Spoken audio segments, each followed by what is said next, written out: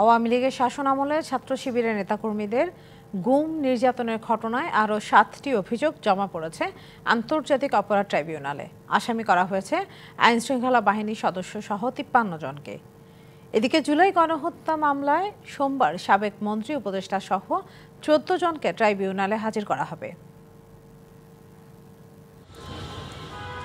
11 বছর ধরে এমন কষ্ট বয়ে বেড়াচ্ছেন গুমের শিকার এই ভুক্তভোগী। দিন কাটছে হুইল চেয়ারে আর হাসপাতালের বারান্দায়।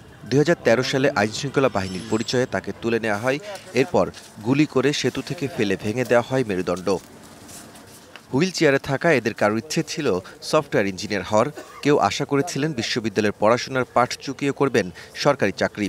কিন্তু আওয়ামী লীগ সরকারের সময়ে আইনশৃঙ্খলা বাহিনীর নির্যাতনে হয়েছেন পরিবারের বোঝা। ওনারা অতর্কিত এসে গুলি করে, গুলি এক পর্যায়ে আমার ছিটানো গুলি আমার এই পাশে ঢোকে। আমি তখন চোখ মুখ চেপে ধরে আমি তখন বেহুশ অবস্থায় হয়ে যাই। আমার অপরাধ ছিল যে বাংলাদেশ ইসলামী ছাত্র শিবির করি, এই কারণেই আমার এত নির্যাতন, এত জুলুম। গুম ও নির্যাতনের শিকার এমন 7 জনের সবাই ইসলামী ছাত্র শিবিরের কর্মী, অভিযোগ করেছেন আন্তর্জাতিক অপরাধ ট্রাইব্যুনালে।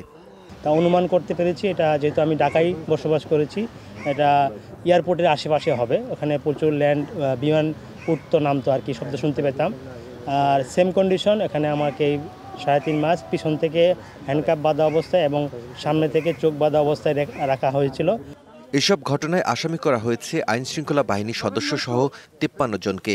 আমরা সামষ্টিকভাবে 7টি অভিযোগে আলাদা আলাদাভাবে এই ভিকটিমের পক্ষ থেকে দায়ের করেছি। তারা তাদের উপর যে নির্যাতন চালিয়েছেন এই আওয়ামী লীগ সরকার বা প্রশাসন, এই নির্যাতনের তারা বিচার চায়। যারা এই জুলুম নির্যাতন চালিয়েছে তারা যেন এই শাস্তির আওতায় আসে এবং যারা মিসিং আছে তাদেরকে যেন আমাদের মাঝে ফিরিয়ে দেওয়া হয়।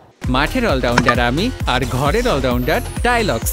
টাইলক্স টয়লেট ক্লিনার, ক্লিন মানেই টাইলক্স। এদিকে জুলাই আগস্টে গণহত্যার অভিযোগে করা মামলায় সোমবার আন্তর্জাতিক অপরাধ ট্রাইব্যুনালে হাজির করা হবে সাবেক 10 মন্ত্রী, 2 উপদেষ্টা সহ 14 জনকে। নিয়মিত হাজিরা দেবেন তারা, তবে তদন্ত কাজ শেষ করতে আরও সময় লাগবে। রবিবার ট্রাইব্যুনালের মূল ভবন পরিদর্শন করে এ তথ্য জানান চিফ প্রসিকিউটর। স্বাভাবিকভাবে এই 1 মাসের মধ্যে তদন্ত রিপোর্ট তো সমাপ্ত হবে না, সেজন্য তদন্ত সংস্থার পক্ষ থেকে আমাদের কাছে বলা হয়েছে সময়ের কথা। সেই সময়ের জন্য আমরা সময় চাইব তদন্ত সংস্থার পক্ষ থেকে, যে তদন্ত কাজ শেষ করার জন্য। আর কালকে তো আসলে খুব বেশি প্রসিডিংস থাকবে না, কালকে তারা নর্মাল ডেটে হাজির হবেন।